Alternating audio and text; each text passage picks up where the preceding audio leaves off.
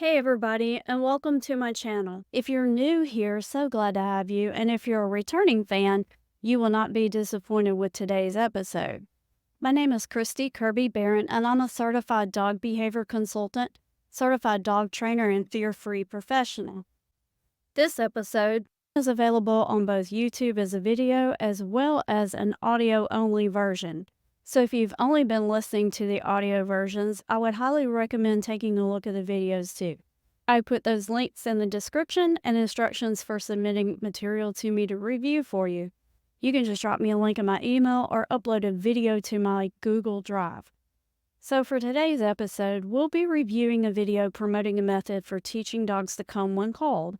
This trainer worked with another species for about 5 years when he was in his 20s, and that has contributed largely to his popularity as a dog trainer.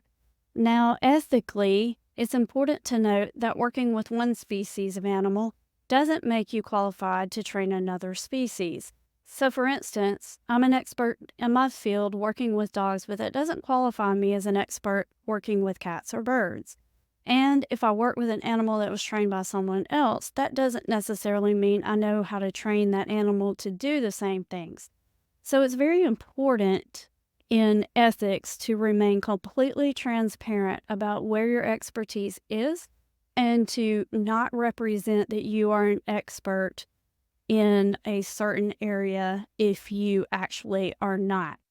As an example, if someone gave me a parrot and it knows how to go in a cage and go in, when I say the word cage, it would mean that I'm using the training someone else put in place, but I then can't say that makes me an expert in training parrots to go in cages on cue.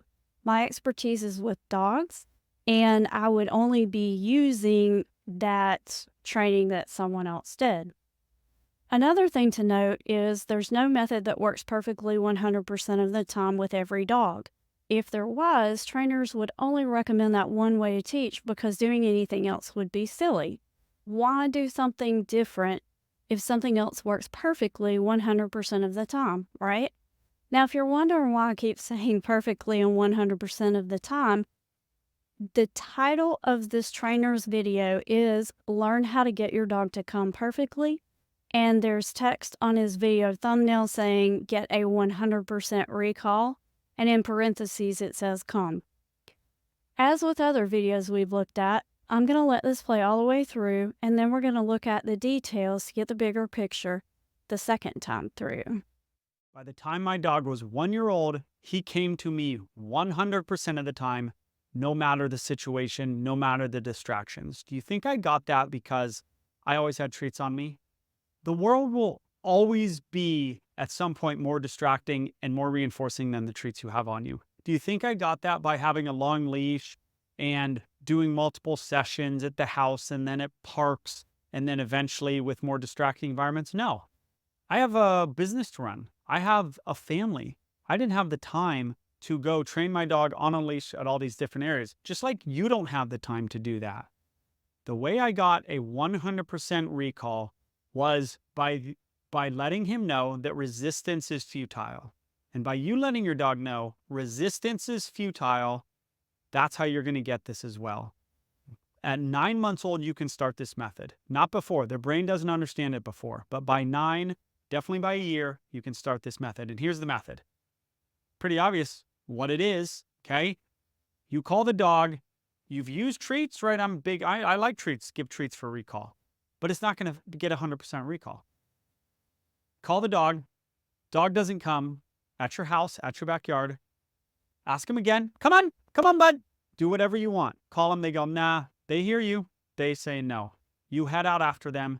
You grab them. You bring them back to where you asked them to come from. Tell them, sit down. Then you say, okay, go again. They wander away. And you say, come. Say whatever you want. And they go, no, thanks. And you go, okay, I'm going to come get you again. You'll do this all day. I say it to my clients and on these videos all the time. I'll do this all day. You want to keep doing the wrong thing? I'll keep doing the punishment. In this case, the punishment is to grab and then bring them back. You're not mean to them when you do it, but it is something they don't want to happen. And they got to feel your energy. You're not super happy about it. Okay, when you get them, you bring them back, tell them, sit, do it all day, do it 10 times. They'll eventually go, Might as well just go to that lady. I'm going to end up there anyway. Resistance is futile. Can be the easy way or the hard way. The easy way is you come to me, you get pets, maybe you get a treat. Hard way is you end up here anyway. That's the method. You want 100%? Do this method. Yes, this is hard at Dog Beach with no fences. I get it. That's why you have to do it in an undistracted environment till the dog understands the concept. Then you take it to a little more distracted environment and you keep doing it. And again, they can't understand this at 6 months. Don't do it at 6 months. Okay? It will eventually kick in. It'll kick in. Nothing's easy. There's no training method to train calm or loose leash walking or aggression or jumping. None of it's easy. Everything requires some work, and this is no different. But you're not getting 100% recall with other methods. Shock collars, you can get it. I don't use shock collars. I don't like shock collars. Okay? You don't use shock collars, or at least you don't like shock collars. So this method is as good without the shock, without the treats. This is the method. Before we begin to analyze the video, we have to do a little learning. I'll try really hard to make this terminology relatable and not so sciencey, but we do have to learn some. We all know there is a law of gravity. You can disagree with that all you want, but when you drop something, it's going to fall to the floor. No matter what your opinion is, the facts are still the facts. And when it comes to dog training, there are a million conflicting opinions out there. The only way we will know which of the opinions is accurate is to look at the facts and then compare them to the opinion. The first fact that we need to understand for this video is the law of effect. Now, Thorndike's law of effect states that behaviors followed by pleasant or rewarding consequences are more likely to be repeated, while behaviors followed by unpleasant or punishing consequences are less likely to be repeated. Just like the law of gravity, the law of effect is true regardless of your opinion. B.F. Skinner built on Thorndike's research, and he also coined the term operant conditioning. Operant conditioning is a method of learning that occurs through rewards and punishments for behavior. And it sounds a lot like the Thorndike's law of effect, but it actually does go a little deeper in that Skinner looked at how behavior was affected by adding or removing rewards and adding or removing punishments. He found that animals will manipulate their environments to achieve more favorable outcomes. So by definition, a reinforcement is anything that comes after a behavior that increases the chances of it occurring again. Conversely, punishers are anything that decreases the likelihood of the behavior reoccurring. One tidbit of information you need to know about is the ABC contingency in learning, which stands for antecedent, behavior, and consequence. Basically, what that means is something acts as a prompt, the animal does something, and based on what the animal does, the consequences may be good or bad. If the animal likes the consequence, they'll be more likely to do it again, but if they don't like it, they'll be less likely to do it again, and they are aware that they can make those choices and manipulate their environment. An important part to pay attention to is that the behavior immediately before the consequence is what causes the consequence. Now that sounds like it would be a given, right? But when it comes to application, some people think they're rewarding things they're not and punishing behaviors that don't actually relate to the behavior they wish to change. And last but not least, your likes and dislikes differ from my likes and dislikes. The same is true for dogs. One might like playing in a water sprinkler and another might think you're sprinkling acid on them. So the recipient is the one who determines what is a reward and what is a punishment, not the trainer. So, armed with this knowledge, let's watch the video again together.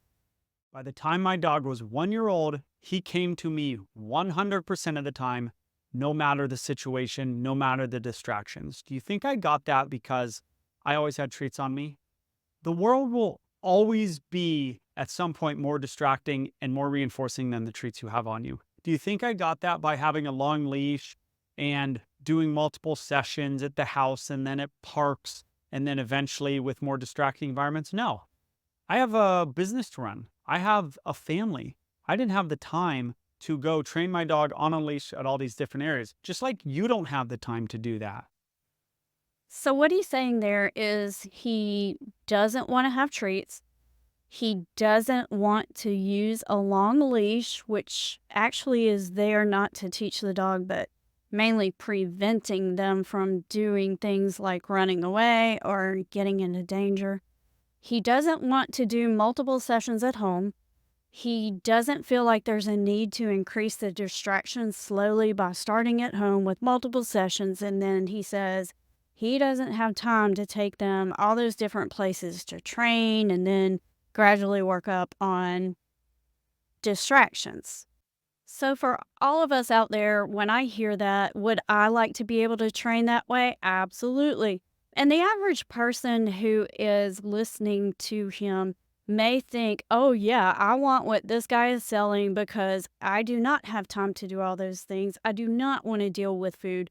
I do not want to deal with this long line. I just want to be able to teach my dog something and then be able to take him out anywhere I want to go and have him behave and come when called, no matter what, 100%, each and every time, perfectly. So let's continue here. The way I got a 100% recall was by letting him know that resistance is futile. Resistance is futile. Your life, as it has been, is over. From this time forward, you will service us.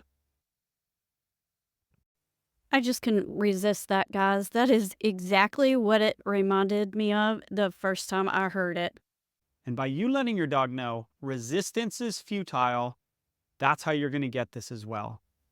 At 9 months old, you can start this method. Not before. Their brain doesn't understand it before. But by 9, definitely by a year, you can start this method. If you're wondering why you can't start before 9 months to a year old, you aren't alone. Puppies are already learning about consequences in their environment for behaviors. And it's the human's job to arrange the environment so that a puppy's decisions and attempts to manipulate the environment are successful in a way that meets the puppy's needs, as well as being deemed acceptable behavior by the family. Now, there is a ton of research out there whose findings support the intentional use of positive reinforcement training as a means to lower the chances of having future behavioral problems. Studies also find that using confrontational methods like dominance theory are more likely to result in future behavior problems. So I've cited sources for this information in the video description. You can go check it out if you're so inclined. And if you're really interested in reading more about studies to support this information, it's pretty easy to find. Going to the cited works in the description will lead you down a rabbit hole for more studies and references. And one thing I should point out about what he's saying is that 9 to 12 months of age is when dogs reach the teenage stage. That's when their hormones begin to kick in. And I don't believe a puppy wouldn't understand what he's about to say, but I do think that an adolescent might be more likely to display an increased independence and an increased interest in the environment. Now, that is a developmental stage. A study was also published about 4 years ago supporting the theory that adolescent dogs are less responsive to known cues, but it also goes on to document some of the many factors that can affect the age at which a dog hits puberty. So not only does that mean his assertion that a dog won't understand the idea of a consequence before 9 to 12 months be inaccurate, but also the age of 9 to 12 months is completely arbitrary and not backed by any factual science. And here's the method. Pretty obvious what it is, okay? You call the dog. You've used treats, right? I like treats, give treats for recall. But it's not going to get 100% recall. What's the lowdown on treats? Remember when I said the recipient determines what the reinforcer is?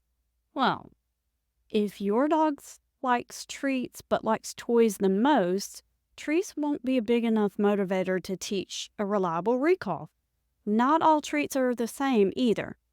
So if someone said come and offered you $5, would you get up and walk across the room for it? Maybe. If over the course of a few days you were given the same $5 every time to respond to the word come, would you leave your friend's house in the middle of doing something interesting to walk across several yards to come get $5 if you heard come? Probably not.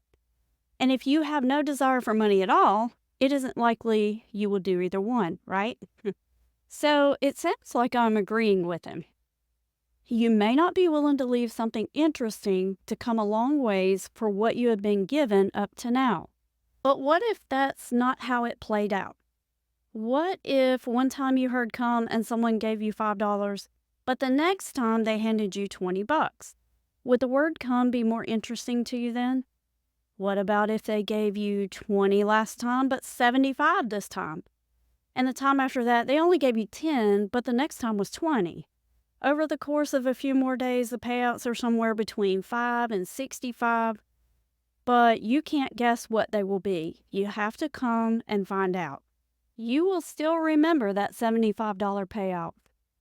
Would you be willing to leave your friend's house and walk across a few yards to take a chance on it being $75? If you like money, you would probably be more motivated to come for the chance that you might get a big payoff than knowing that coming would earn you $5. There are ways to use rewards to get what you want. Yes, things in the environment can be more interesting than treats, but are they more interesting than gambling on a chance for a bigger payout? In fact, there are studies that say that you will. It occurs in dogs and other animals as well. But not only the chance that it's going to be something bigger, it does have to be bigger. People want to go to random reinforcement to make the dog want to work for the chance that there might be a reward. While that is part of the equation, the reward itself is what makes the big difference. These studies found that people and animals were more likely to engage in that gambling behavior, taking the risk, taking the chance, if the payout for it was high enough. So basically what that means is low payout, even the risk of getting a low payout is not as strong as when you occasionally get that big payout. So yes, using one treat to get the dog to come each and every time is going to fail. Not understanding how to use rewards doesn't mean using rewards won't get you what you want. It means the person doesn't understand how to use rewards to get what they want. Big difference. Call the dog. Dog doesn't come. At your house, at your backyard. Ask him again. Come on, bud. Do whatever you want. Call them. They go, nah. They hear you. They say no. Now, there's a pretty big pitfall. This assumes that your dog isn't confused and really does know what come means when you're actually trying to use this method to teach him. So if he doesn't know, then is it because he doesn't know, or is it because he doesn't want to? Since you're just now using this method, it's impossible to know which it is. It's kind of the chicken versus the egg thing. You're using this method because your dog won't come when called, but he expects your dog to come when called, or to use in order to use. Wait, what? Okay, he expects your dog to come when called, and you're to use this method to teach him if he doesn't come. But if he doesn't really know what come means, then are you left to assume before you use this method on him that he actually understands? Anyway, it makes no sense to me. You head out after them. You grab them. You bring them back to where you asked them to come from. Tell them, sit down. Pump the brakes, y'all. I think that man just told that dog to sit down. Y'all, he's bringing out my Southern. I don't expect everybody to know this, and I know there are a lot of people that tell the dog to sit down, but the problem is that sit means sit and down means down. So if you tell a dog to sit down, they should sit first and then lay down. Which, again, I don't expect everybody to know that, but someone who is on the internet telling you to use his method of dog training to get a 100% perfect recall every time should know that. Then you say, okay, go again. They wander away, and you say, come, say whatever you want. And they go, no, thanks. And you go, okay, I'm going to come get you again. You'll do this all day. I say it to my clients and on these videos all the time. I'll do this all day. Now, hang on. The whole selling point was that he didn't have time to do multiple training sessions at home, and he didn't have time to do all these things because he has a family, he has a business, and he doesn't have time for all that. But he's saying, I don't have time to use rewards to teach your dog, but I do have time. I can spend time all day long punishing your dog for what they may or may not know, in fact. You want to keep doing the wrong thing? I'll keep doing the punishment. In this case, the punishment is to grab and then bring them back.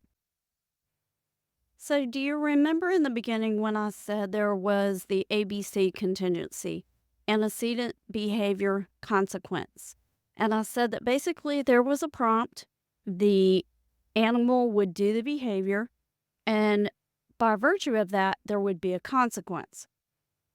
So what he's trying to say is that he calls the dog, that is the antecedent, and that the dog chooses not to come. That's the behavior. And the consequence is he goes and gets them.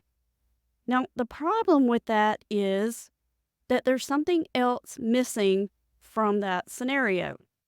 The dog isn't being punished for not coming when called. They're being punished for being grabbed. The decision to remain still and allow that trainer to come grab them is the behavior that is being punished.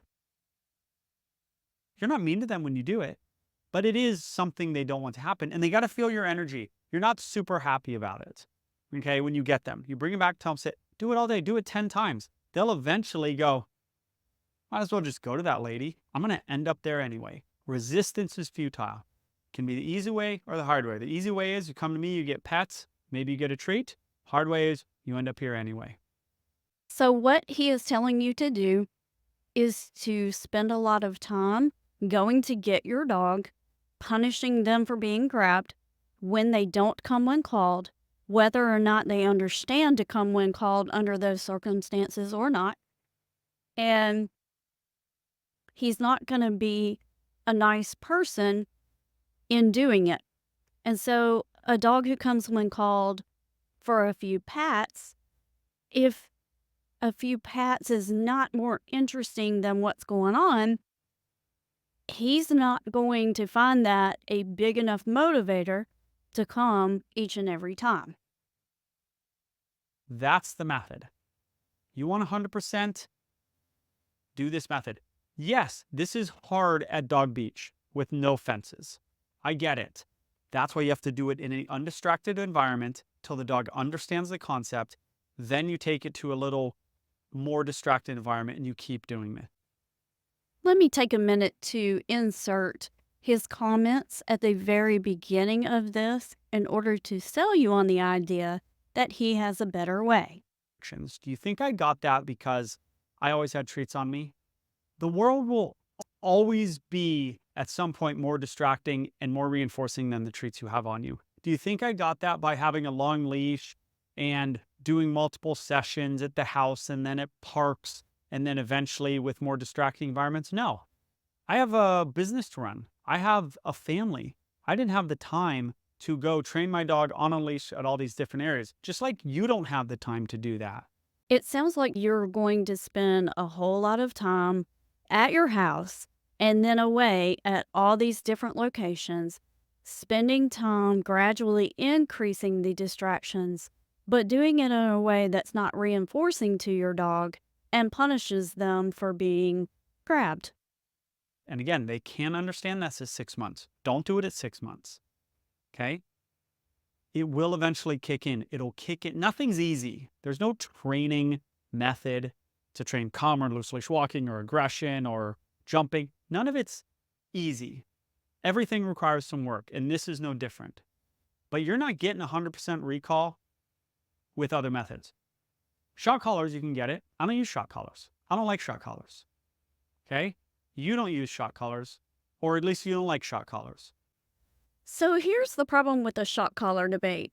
Shock collars can work, but some dogs, and without getting into the whole shock collar and the pitfalls of training with shock collars and that kind of debate, the dogs can learn that the only way that they are corrected for not coming when called is when the shock collar is on.